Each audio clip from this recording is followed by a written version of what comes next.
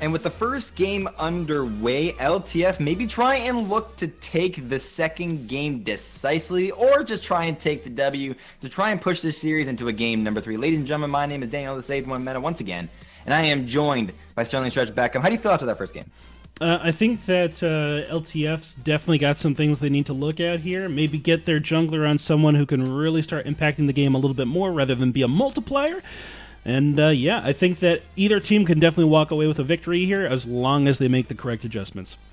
And already, bans are out of the way. The Gallia, the Shen, and the LeBlanc for WC Gold. But LTF responds with the Fiora-clad Caitlyn.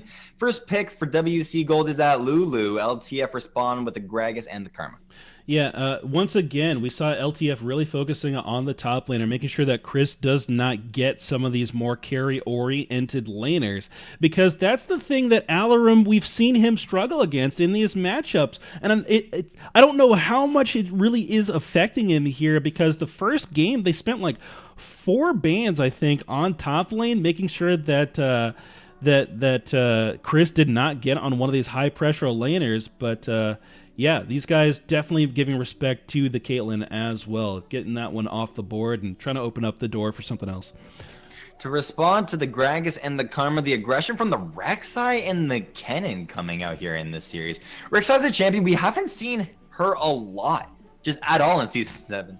Yeah, Rek'Sai actually has one of the lowest play rates right now, if I remember correctly. Like, people just are not picking up this champion, and I don't know if it's because it was meta for so long, and people are like, well, you know, it's probably still good, but like, I just don't even want to. I don't want to do it anymore. I'm sick of Rek'Sai. I played Rek'Sai 30 games in a row in solo queue. I don't want to play Rek'Sai, but it's still good. Like, it still throws down a lot of map pressure, has great farm, and can still gank pretty well. Not only that, but it's got a lot of play setup, especially when you've got the Lulu pickup already. Wait, WC Gold's composition looks so ridiculous already. They got the Lulu and the Kennen top lane. Are you kidding me?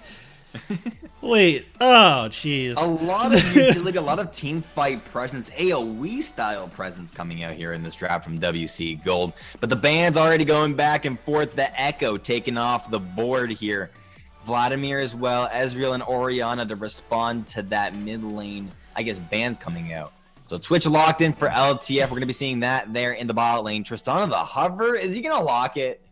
What are you doing? Wait, no, Tristana's so good. Are you kidding me? Anyone who's got high attack speed that can capitalize off of Lulu's attack speed buff is a good pickup there. And Tristana has self-peel, disengage potential with the ultimate, and still has high turret pressure. It's like a Jinx without the resets, without the attack speed resets, I guess. She still has jump resets for repositioning, but I think that Tristana's a fine pickup as long as they know how to play it correctly.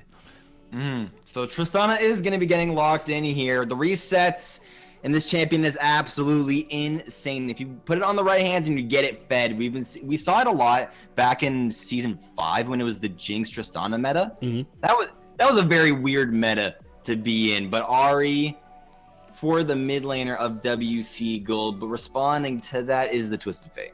Yeah, Twisted Fate going to offer a little bit of global pressure here, but I don't know if he's going to really have a lane that's that good to gank. I guess he can go top lane against Chris and try to pick something up with Alarum because they have so much CC available in that duo between Gold Card, Hook and Snare on Nautilus. They might be able to make something happen.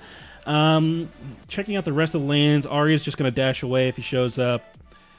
Bot lane, Triss can just jump away, and if anything really goes down, Lulu's just going to polymorph him before he can do anything anyway, so it's like you can't really gank down there either, and Karma Snare's really unreliable in a Lulu Tristana matchup lane. So I guess TF's a good pickup here, but I don't know if he pairs that well into Ari.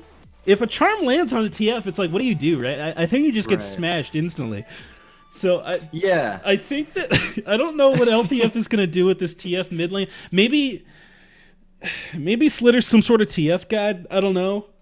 Maybe. But I'm not. It's a very weird pick. It's a very solo queue style pick. You want to pick it if I guess you're a Smurf and you just want to climb really, really fast, because all you really have to do is on TF is maybe try and get a kill in lane, but off of that you could just ult towards the top side, the bot side, get an easy stun off. If your team is, or if your side lanes are any, I guess, or at least if they have a brain, They can auto attack the person who gets gold carded.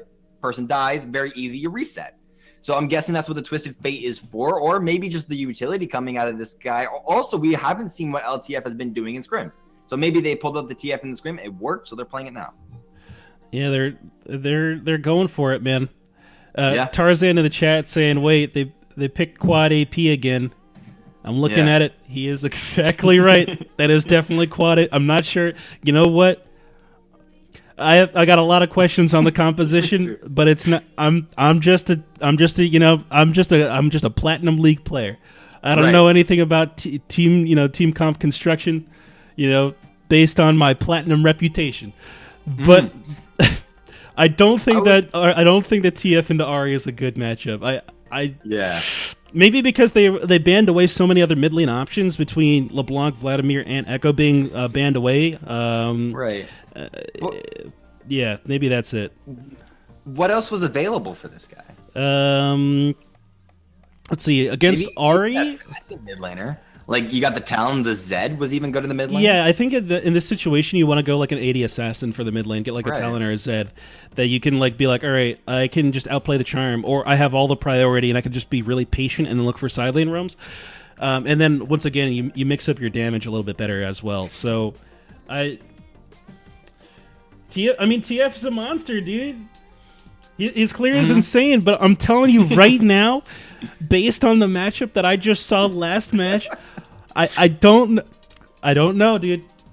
I don't know, but either way, once again, we are just the casters. It is up to the players to really show what they're able to do here. But I will say this, all right? The pick potential that's available on LTF is very, very high. Like, you set up in the mid game, you have TF come in, land a gold card, or you just have Nautilus and Gragas set it up for you. They've got huge, meaty tanks with Karma shields on top of them that they can throw down. So they're really looking for Cathedral to have huge hyper carry potential on this Twitch in the later stages of the game. But they have an enormous amount of picks. So if LTF gets good ward coverage, they can isolate these guys very easily and get gold that way and operate around neutral objectives that way. I will say this, their turret pressure from an AD carry standpoint is not nearly as strong as WC Gold, so they need to have TF at a point where he can be in a side lane and split pushing to get turrets down, rather than looking for sieges, because if they're going to siege, they need to dive.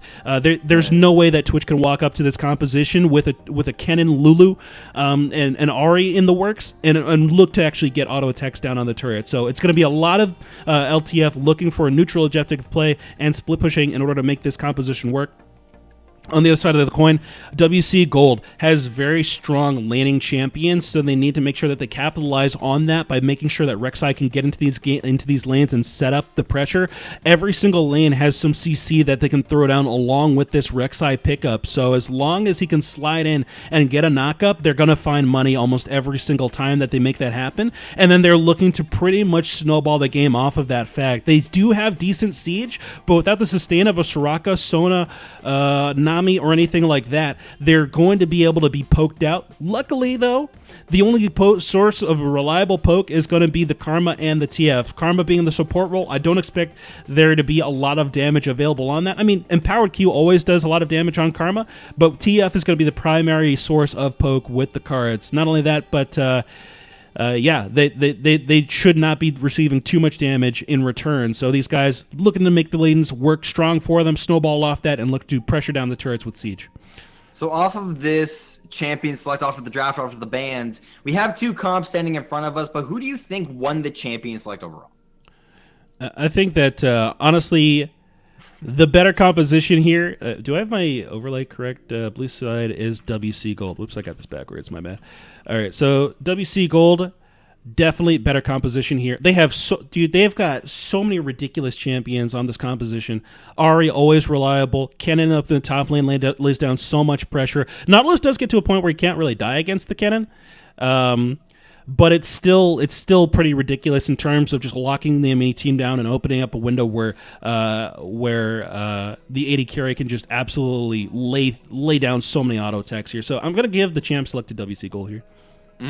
This is going to be an awesome match to watch, ladies and gentlemen. So the real question here is, can LFT come back and win game number 2? In game number 1, I guess they kind of got stomped. They got out-rotated. They survived for long enough, but they couldn't survive too much. They just got destroyed at the end. Or can it WC Gold come back, finish the series off, game number 2 sweep, that's it. We're going home. We're going to bed. Go to eat dinner. Whatever you got to do. But with 3 seconds left, we're heading on into the loading screen. So, ladies and gentlemen, do not go anywhere. We got WC Gold versus LTF. Game number 2 coming up right after the loading screen.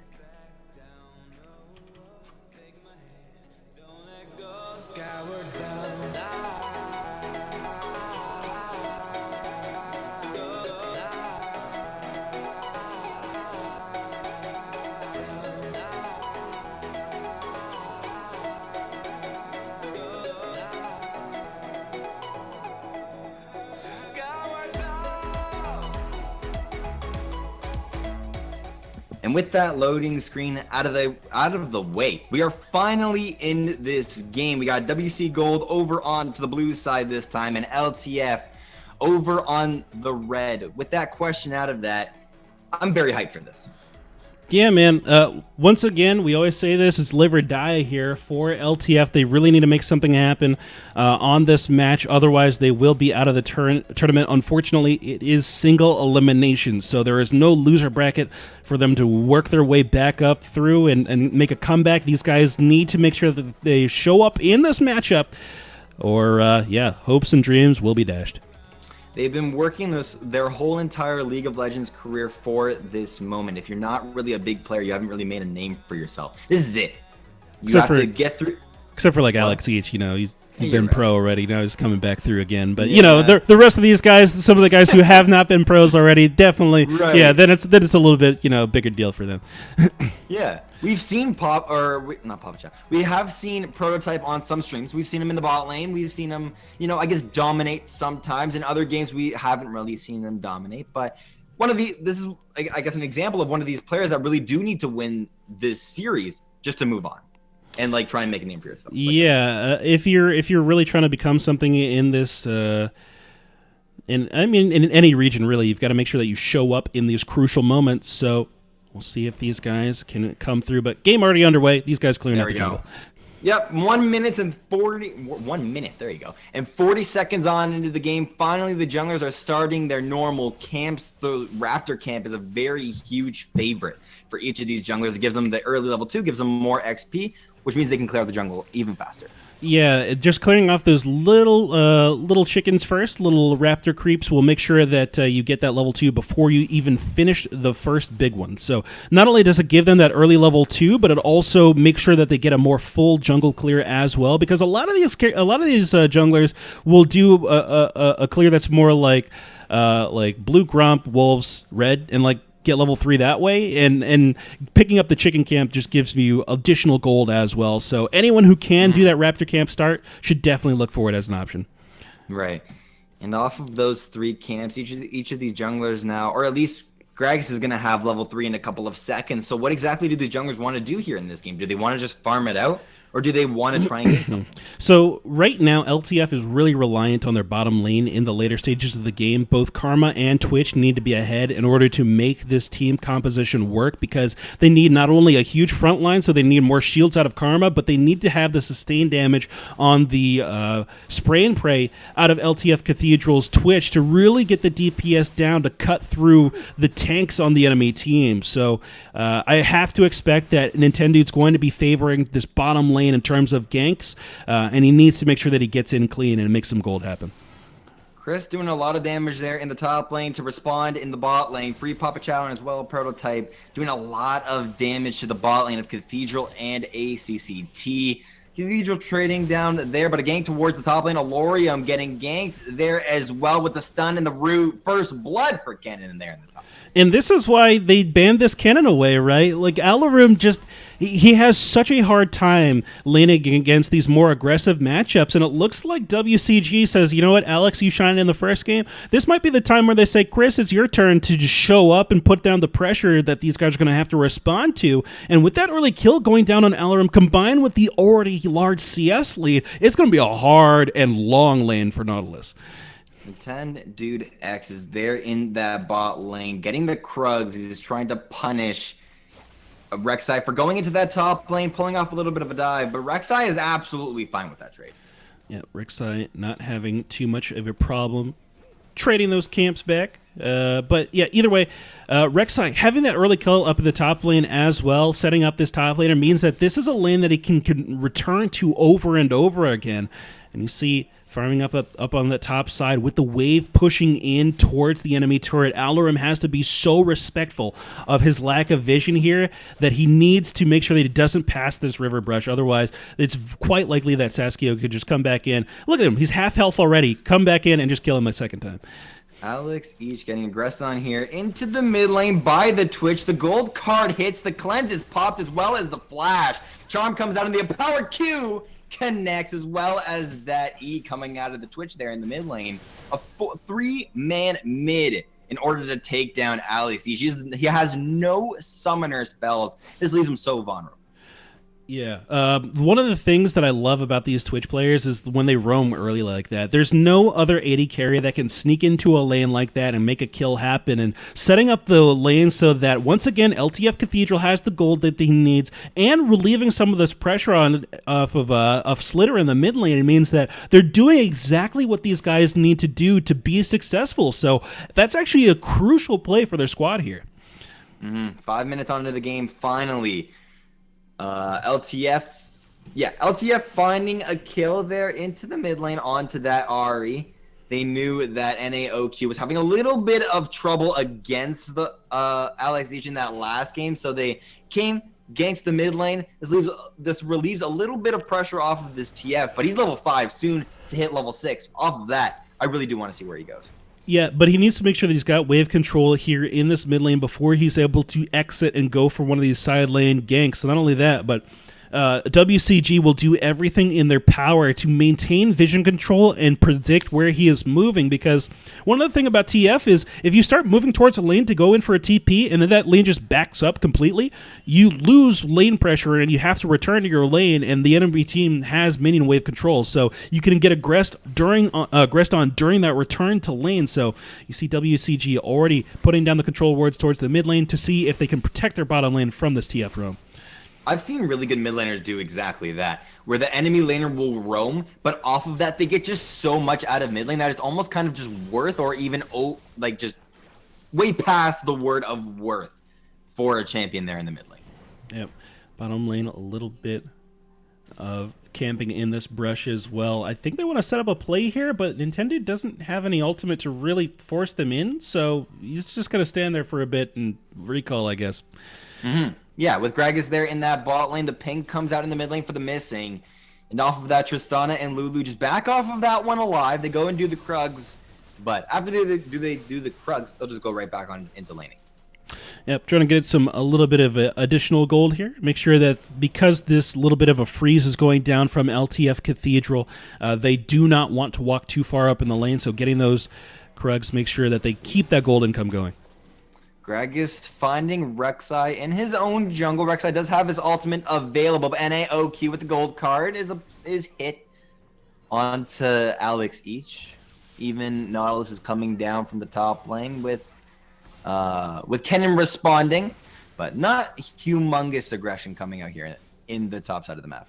Yeah, speaking about this top side, there's no aggression, but there's huge lane control coming from Chris here. He's already got a 20 farm lead in addition to that first blood gold, so a lot of gold value up on Alarim here, sitting roughly 800 gold above him in terms of his total worth. So really a lot of pressure coming out of this Kennen, and it's hard to deal with it, man. It's just difficult to actually manage the amount of range that Kennen has on his auto attacks, and especially when he's going for this Korean AD Kennen build that eventually gets like Frozen Mallet and Runon's Hurricane, and it becomes such a pain to lane against that he's got to be careful.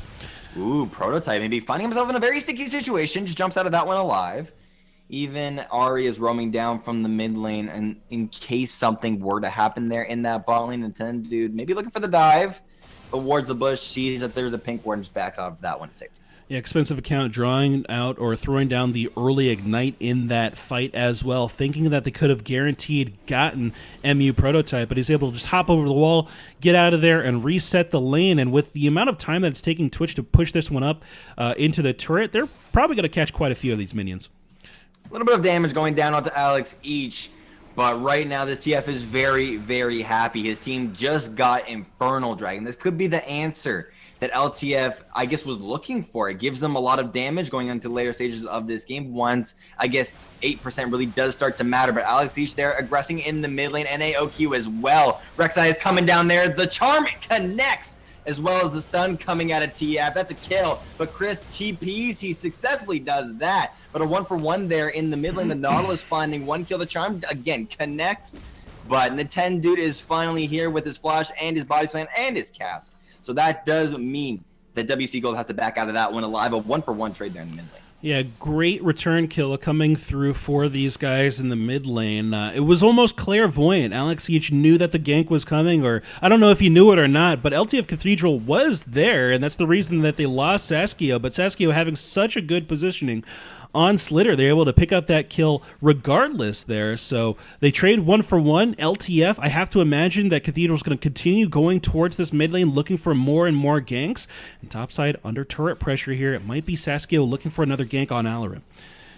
Chris doing an absolute amazing job off of dominating this lane. All he really needs is just a little bit of pressure there in the top lane to relieve himself, to try and get that tower, which does mean First Blood Tower. So Rek'Sai makes his way towards that top side, just pushing the wave, trying to do whatever they can to try and get First Blood Tower here at 10 minutes in the game. Maybe a dive is possible even. Slicing Maelstrom isn't available for the cannon, so no real dive coming out of that one. Not yet, but they're setting it up. You see that Right. Chris is continually poking down the health bar of Nautilus, making sure they get him nice and low, because the thing is had they initially gone for the dive just then, they would have gotten tanked out and probably died under the turret. But after chunking him down, they're able to actually get him into a range where they can successfully dive and kill him, and that really puts down enough pressure so they can pick up that First Blood turret and put 100% of that gold onto Chris.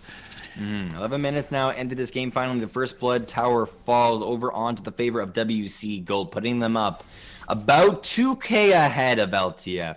Chances are looking slim for LTF, but there's still a lot of room to come back. Yeah, they're very early in the game still here, and they've got a lot of playmaking potential with this squad. As long as they let their Twitch scale up into the later stages of the game, they should be able to find good team damage from him, but he's got a long way to go in terms of his items. Only having that Cutlass means that even after going back to base and finishing off that Blade of the Ruined King, he still needs to find crit items, armor pen items, and a lot of attack speed in order to make that build come through. Rek'Sai maybe looking for a knock-up here onto Nintendude. Prototype there in the bot lane. A little bit of cheese coming out from Cathedral Bork, or the Cutlass is popped. But he does not want to aggress onto a Tristana that has her hops available for her. So Gragas as well there is in that bot lane. He's maybe looking for some room to try and aggress. Charm connects there in the mid lane from Alex each onto NAOQ. But he's doing absolutely fine here. Maybe a gank coming out from either of the junglers here in the mid lane. Yeah, a lot better here in this game from NAOQ. He was so dominated on his Syndra in the last matchup from Alex Each's Echo, but with the assistance of Cathedral roaming into his lane a couple different times, he's able to maintain control of the matchup here, pretty much even in farm, even in KDA altogether. So doing a great job of just keeping his farm up and just maintaining control of this lane. The one thing I will say is Alex Each, with his pressure in the mid lane, has prevented Slitter from getting into these side lane roams like he typically want to see a TF do. So not a single Destiny coming out here in this matchup, and it hasn't even been used to return to lane or anything like that. It's just an ultimate that hasn't been spent yet, but definitely has the potential to always turn the tides of the game. Ooh, Prototype in the bot lane trying to use her Buster Shot against this Karma. Gets herself out of that one alive, but cutting it very close there in the bot lane. Yeah, Karma just doesn't have the damage to really close out that kill right now, and with the Buster Shot and the jump available on Trist, he's definitely able to disengage that one. He would have been in huge trouble if Cathedral had been a little bit closer with his Blade of the Ruined King finished up. That definitely would have been a kill for LTF there. But now with Tristana having go back to base, LTF has the pressure on this bot lane outer turret. 13 minutes in this game, finally. WC Gold and even LTF is trying to look for any opportunity that they can. LTF is looking for maybe a dive here. Nintendude X, the flash and the body slam, even the explosive cast coming out. Very nice pick coming out from the Gragas there in the bot lane, allows Twitch to get one pick. Yeah, fantastic setup there by Nintendo X with the flash body slam. Nintendo, he's been in the jungle for quite a while, so he knows a lot of how these timings work. So shows up, sets his team up perfectly, and passes that kill over to his late game carry, making sure that LTF is picking that one up. A little bit of an awkward TP coming out of Slitter out of the mid lane, though, shows up very late in the fight and doesn't really get anything done. Is forced to just retreat back to mid lane. Yeah, Rek'Sai maybe even getting caught out there in the enemy jungle, but Slither's out of that one alive. Goes towards the top lane for maybe a little bit of aggression up there, but Twitch is there. He goes invisible, maybe. Depth charge onto Chris, and the hook connects. Slicing Maelstrom is popped from the cannon.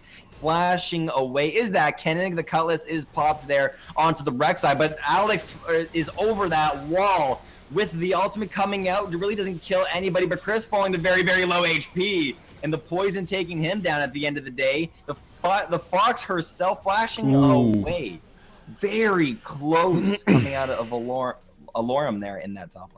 Yeah, and Alex actually flashed away from that hook, but I think the trigger timing on that skill shot had already passed, but it looked like it was so close. It's so hard to judge where the end of the Nautilus hook is because of the size of the actual anchor that you actually get hooked in a lot of the time when you think that you're not going to. So just respecting that CC, Alex each does flash away from that one, but you see how Alex does his target selection there. He's like, all right, so the only way I can protect my teammate here is to actually target the damage source. He tries to go for Cathedral to see if he can't stop him from killing Saskio there. He ends up picking up the kill, or they end up picking up the kill on the Rek'Sai regardless, but Alex Each making sure that he makes sure the enemy team is aware of his presence there and puts the pressure down on Twitch. Nintendo maybe getting caught out here in the river. The charm does not connect onto the crab itself, but the explosive cask coming out of Nintendo does hit some, but it doesn't hit them in the right direction, maybe where he was hoping. He was maybe hoping to catch out one of the members, but Twitch was there for that added damage if given that opportunity, but he just backs off, goes towards the mid lane, and both of these teams reset. Yep, Spray and Play fully available there. Was looking to bounce some guys into his team with the explosive cask. Can't quite find it, but these guys are definitely trying to contest this air drake, it looks like. I guess they want the movement speed because this is going to be a pretty rotationally oriented game. They got a TF, they got a Twitch, they've got Rek'Sai, so a lot of map movements are going to be required here in this matchup. Alorium getting aggressed on there in that top lane. Chris continuous, I guess, aggression there in the top lane as well.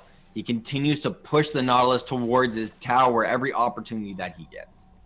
Yeah, making sure that he just throws down as many auto attacks as he can. A little bit of armor available on Alarum thanks to the Glacial Shroud. So he's got some sustain in this matchup. It looks like TP coming through, though. Destiny is popped there in the top lane. The Slicing Maelstrom connects onto two people, but the gold card finishes Chris off. This allows LTF to try and come back in this game. They're looking for these picks. They're maybe trying to look for something onto the Tristana. Tristana just hops away to safety, though. Nintendo X is there, and he wants to body slam. I see it. He wants to use his cask, but this is not the time. Yeah, can't quite go there. The rest of the team's just not ready for that setup. But yeah, great rotation coming from Slitter up into the top lane to make sure that they get the kill on Chris. And now Chris has to respect that TP, right? He's died to it one time. He can't afford to chain die to that teleport. So it allows them to pick up a kill, but fighting over the dragon.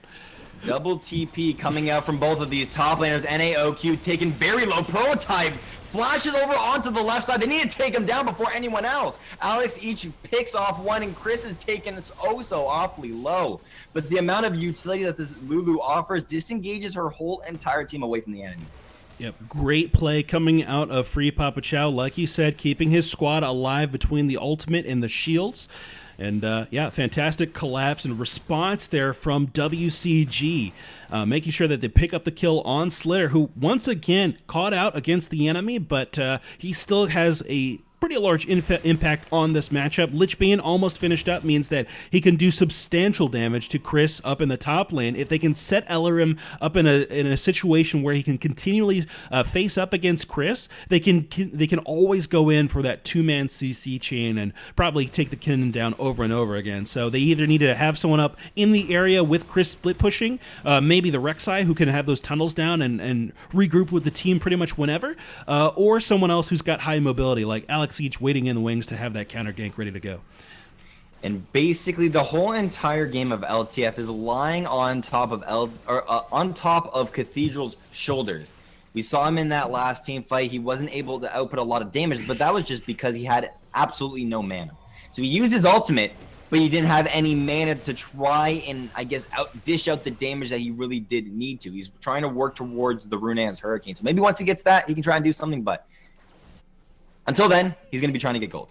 Yeah, interesting swap here as well coming from LTF. They rotate both Twitch and Nautilus up to the top lane. They say, you know what, we'll give up that Drake. We don't really care about it that much. What we really need to do is get the team gold running through here and try to get us a little bit closer to our enemy, and that's probably a good trade for them. I was thinking that their team comp would like the mobility. That way they can catch people out a little bit easier. Getting your Gragas into range better is always good, and setting up your Twitch positioning is always good, but getting the global gold will definitely finish off that Runaan's Hurricane for Cathedral and make his wave clear more potent and his team damage spike even much more.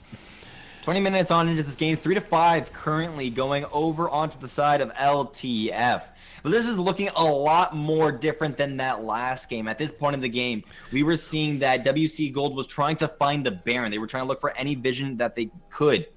But in this game, we're seeing that the gold lead is a lot more, I guess, together. It's only 33 to 32K, right, but it's only by the hundreds. Yeah, these guys are very close in their gold matchup here, and I want to highlight how these guys are spending it, because when your games are this close, it's actually very important you analyze what your strengths are.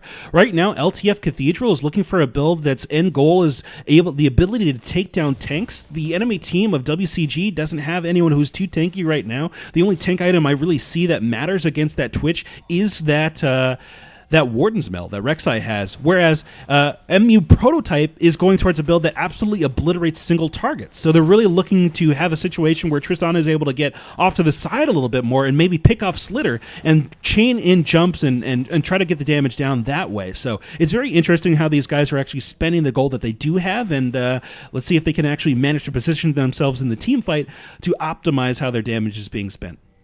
We were so very close to seeing a team fight towards that mid lane, but maybe a little bit of aggression coming down. Destiny is popped from the TF, but Prototype is trying to do whatever he can to dish out the damage. We see that the rest of the blue team is caught in a little bit of a choke. Maybe this is exactly what LTF is maybe looking for. Slicing Maelstrom is popped right over that wall, and the explosive cask just absolutely annihilates the Lulu. She gets taken down right at the beginning of that fight. This is exactly what Cathedral was looking for, but the red card connects. Prototype is also very low, but LTF come back 1-for-0. Great pickup coming from LTF here. Once again, the displacement potential of this squad is always huge. Anytime you've got a Gragas on your team alongside any sort of CC tank that can really lock someone in place as a response, it's huge to be able to isolate someone with that explosive cast. They finally get free Papa Chow out of that team fight, just plucking him out of his squad, and he's nice and squishy. So they managed to pick up that kill very easily. I don't know exactly what happened to Chris in that fight. I think he flashed like against the wall. Yeah. I'm not too sure because his flash is down. He also popped the slicing maelstrom, but there was 4 people just surrounded in a circle, and if he got in there, that would have been huge. But he couldn't get over the wall. Yeah, I think he misflashed that wall and ended up just kind of in place there. So had he been in the team fight, it would have looked way different. The team fight would have looked completely different. But with him being stuck over in that tight little corridor, he's only able to stun up Slitter for a little bit. And even then, he ends up losing the Lulu as a result. 23 minutes on into this game, finally. LTF find the pick that they were maybe looking for. I want to see what they do off of that. Is that just like a little pick where it's just like, it was just a kill. It wasn't anything too big. Or was that finally the pick to say, all right, we have a little bit of gold, let's try and do something with it? Yeah, I think that a lot of times these team comps that have this hard engage need that sort of first kill on their team fight to really set the ball rolling. We saw it last game where WCG was really hesitant to go in with the Gragas J4 combo, but once they started realizing just how tanky their front line is compared to the enemy team's damage, they got a little bit more loose cannon. So we might see LTF looking for more aggressive plays here and try to get more of these isolated picks. We see that the rest of LTF are now rotating between these different lanes, trying to get whatever CS that they really can. Nautilus is trying to get tanky. Twitch is trying to get, I guess, whatever utility that he really can in order to impact these team fights just a lot more. He's got his Bork, he has his Last Whisper, and even his Runa. So he's going to be packing a humongous punch going into the later stages of these fights. Yeah, like you said, that 3-item combo means that the tanks really have to be wary here. As more AD gets stacked onto that, it only increases the amount of caution that they have to approach this Twitch with, and if you cannot take him out very quickly in these team fights, you're going to have a problem. That being said, they don't really have anyone who's got that backline diving capability. There's no assassins on this lineup that can really traverse this CC and get to the backline, but Engage coming out of here. Destiny is popped towards that mid lane. The Wild Growth onto Chris. Can it keep him alive? No, Nintendude X finds one. The depth charge finds two, and Rek'Sai falls. The double kill for the Twitch. He's going absolutely crazy. Alex Each is caught over onto the left side, but a barrel is not enough. The rest of LTF are going towards this Baron. Yeah, and these guys want to play that calculated play style. Like I was saying before, it's that one kill on the Lulu that really sets the tone for these hard engaged compositions. Once you realize how tanky your front line is, once you realize how reliable the CC is, you feel much more comfortable going in for more plays. Alex Each may be trying to find a pick here. The cleanse is popped. NAOQ. Slitter is falling very low. The Baron finally gets taken, and he almost gets hooked up. But the flash over the wall keeps him alive. NAOQ as well falls very low. But at the end of that whole entire Baron skirmish, the Baron finally goes over to LTF. Yep, LTF picking up this Baron buff, and they still kind of have a deficiency in side lane pressure. Alarim was struggling against the Kennen for quite a while, but I think he might have closed the gap with the combination of the Baron-empowered minions and that finished up Ice Frozen Heart here, and the Ninja Tabby. So these auto attacks out of Kennen are not going to be doing that much damage to him. TP is available on his side as well, so setting him up in the top lane means that they can go for these responsive plays and still have him show up. The pick potential is there, but Prototype is trying to do whatever he can. The Wild Growth knocks up 3, but he finds himself into the enemy team. The blue team is absolutely annihilating this red team here. After that Dragon Call, it was very weird. I don't know. My mind is all over the place right now. NAOQ as well gets picked off, and WC Gold is coming back. I was in shock. The Tristana rocket jump into Lulu Wild Growth combo. You don't see that one too often. They said, you know what, Chris is coming in to clean. Why don't you engage this fight for us and just sacrifice your life, Prototype? Go ahead and get in there and knock them up for us. And he jumps in, gets the knock up, and they're able to clean with Chris. And that's the play that they need to make, Gret. I was just commenting on how Alarim has so much tankiness against this on-hit Kennen build that he's not going to be very effective. So instead, they just send Chris into the team fight, have him get a good slicing Maelstrom, and just absolutely annihilate LTF. Only one Baron buff remains on their squad, and it's on Alarim, I believe. Yeah. Throughout the whole entire fight, my mouth was just wide open. Like, I couldn't, the words weren't coming out, and I was just like, "What the heck just happened?" Jumped into like you just said, he jumped into like 4 people. The Wild Growth was good, but he didn't have all that much health. So I'm guessing he thought that he was going to get 1 kill off of the jump into the middle of the team and then try and jump out. But that was just so odd. I don't know. But the rest of LTF are now pushing towards this mid lane. Maybe they're trying to do the right play. They're going towards this mid lane, maybe trying to get that tower, aggress towards there. Hopefully they can do something with this Baron instead of just getting 3 kills or 4 kills around that dragon. But maybe that's all they were really looking for. Yeah, if they want to go for one of these turret pressure plays, they need to make sure that their tanks are really ready to tank some turret shots here. The one person who needs to pull aggro first is probably Alarim on this Nautilus, who has this Frozen Heart finished up, and as a result, the armor will keep him alive for quite a bit of time underneath the turret, so these guys can definitely go for a dive play. Ooh. Aggressive positioning here from the squad. I like the turn, the unison turn. The four-man knockup into the four-man wild growth knockup, but I don't know if they're going to do enough damage, but Chris comes in and absolutely annihilates 3 people. He's looking for the quadra kill. He's looking maybe for the pentakill here. Alorium falling very low. The quadra and the penta. Here we go. 28 minutes into the game, and Chris comes up huge. All right, so the mosh pit gets thrown down. Oh my goodness, I can't help but laugh because you have these huge bodies going head-to-head, Rek'Sai clashing against Nautilus and Gragas, and then you see a little Tristana on Prototype try to jump into, like, hey, I'm big too, I'm getting in there. Dies instantly, and then it's on Chris and Alex each to carry the rest of the fight, but I appreciate the enthusiasm coming out of Prototype on this Tristana. But other than that, great pentakill coming out of Chris's cannon there in the middle of that team fight. Slicing Maelstrom doing so much work in that team fight, and they're able to net 2 turrets as a result as well. That was so incredibly crazy coming up from Chris. I thought the team fight was over. I thought it was won. And then Chris comes into the fight and just gets a pentakill. Yeah, man. It was so incredibly simple. Destiny's popped there in that mid lane, maybe looking for a pick. Free Papa Chow and Alex are very low, but it doesn't even matter. Destiny gets Watching that Tristana jump in like that was too funny for me. He jumps into like the fight. He's like, I'm in it too, dude. Let's go. And just jumps in and dies, dude. That was too funny. Let me solo carry. Exactly. I'm the hero of the story. Here I go. Oh, no. Yeah. Oh, expensive. Expensive gets the blue buff for his shovels. Very good on him. But the rest of... I got the wrong notes. But the rest of WC Gold are trying to look for the final closing play. Chris finally has that GA available. So it's going to be very hard to kill a cannon with the GA. Yeah, cannon with GA.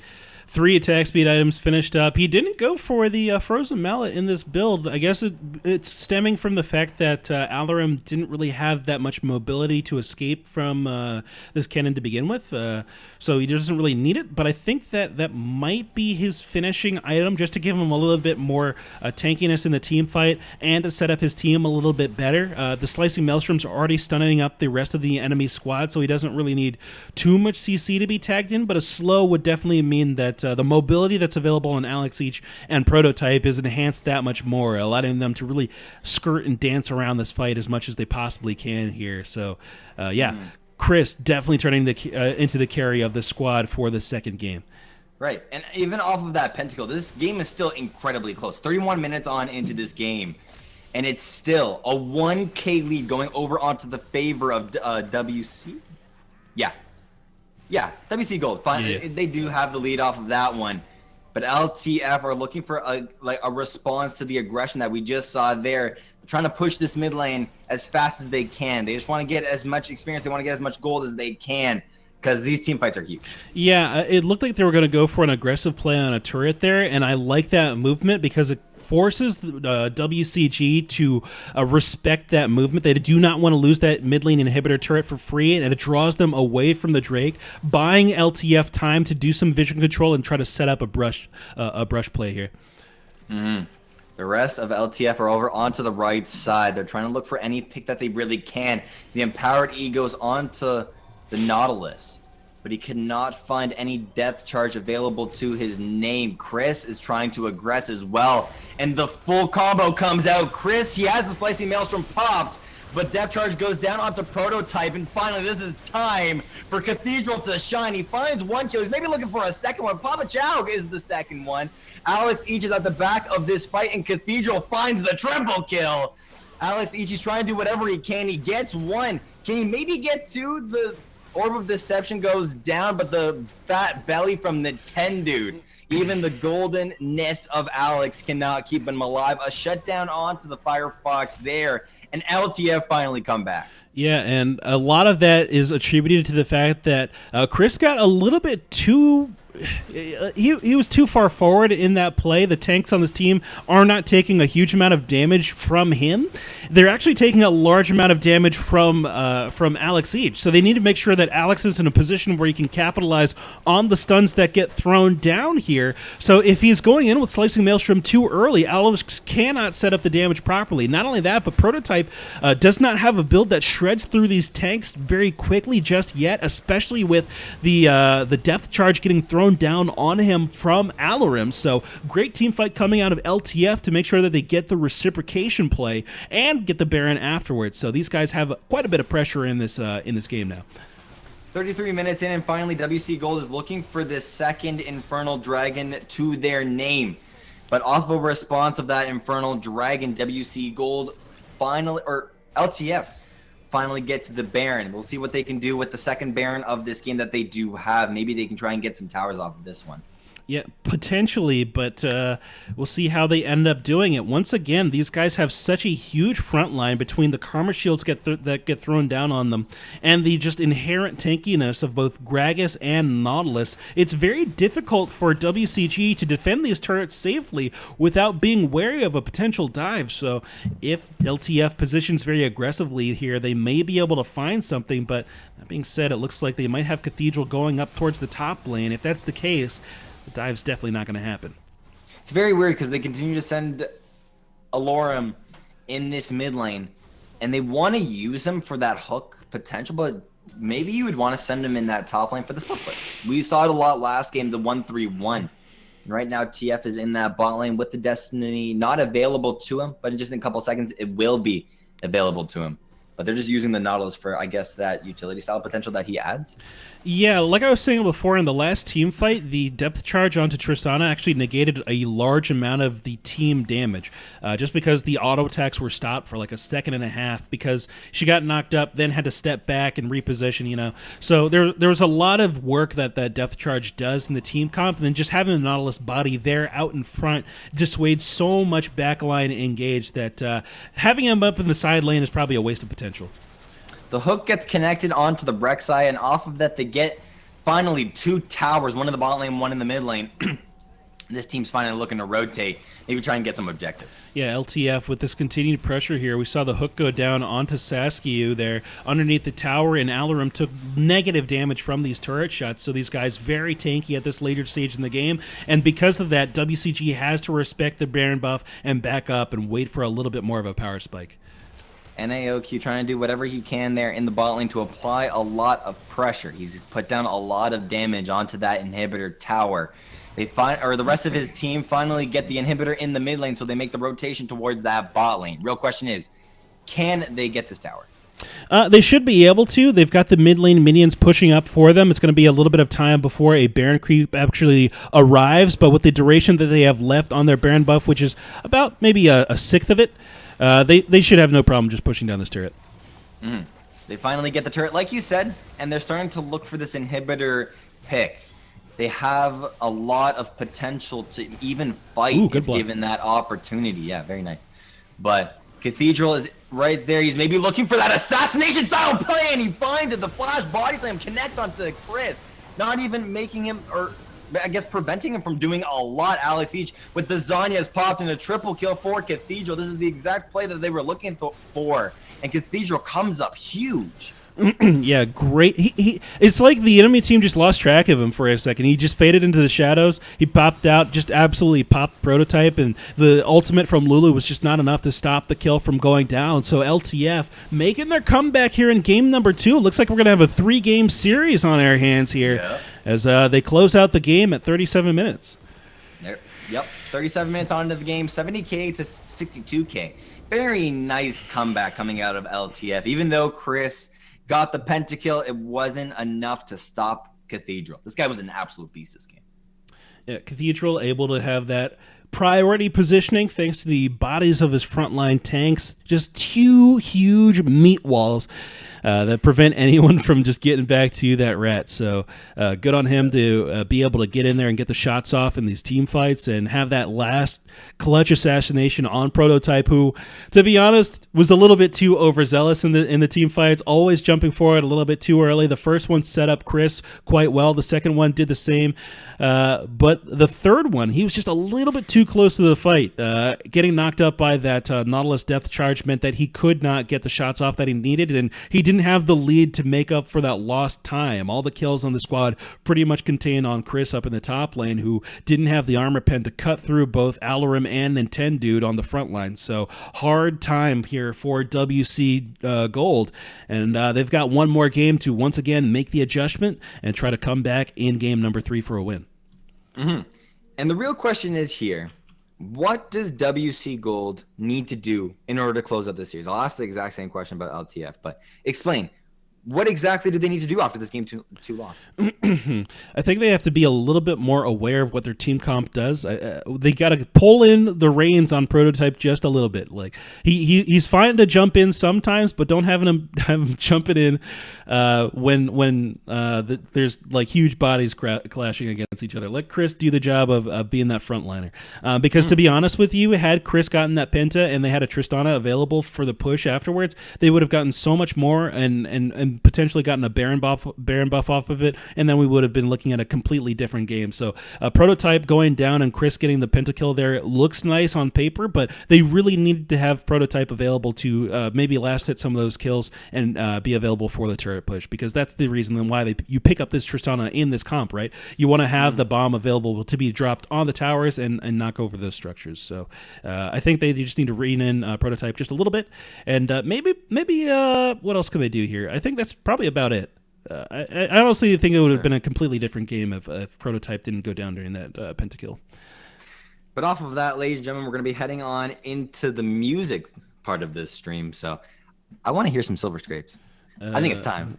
All right, yeah. Yeah, I got you, dude. Give me a second to set it up, and I'll get you guys some Silver Scrapes. Give me 1 minute. Heck yeah. Game number 3. I want to hear it. I want to see if you guys want to hear it. But stay tuned. We got some music. Do not go anywhere. Game number 3. We'll be right back.